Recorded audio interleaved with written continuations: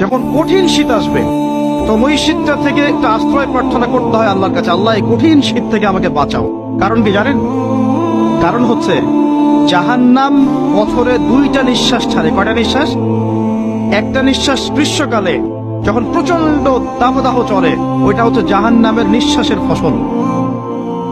আরেকটা হচ্ছে শীতকালে যখন প্রচন্ড ঠান্ডা, তখন শীতকালে জাহান্নামের এমন একটা জায়গা আছে যেটা কিন্তু শীতল জায়গা।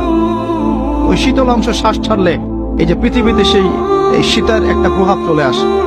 যখন কঠিন শীত আসবে তো ওই শীতটা থেকে একটা আশ্রয় প্রার্থনা করতে হয় আল্লাহর কাছে, আল্লাহ এই কঠিন শীত থেকে আমাকে বাঁচাও। কারণ কি জানেন?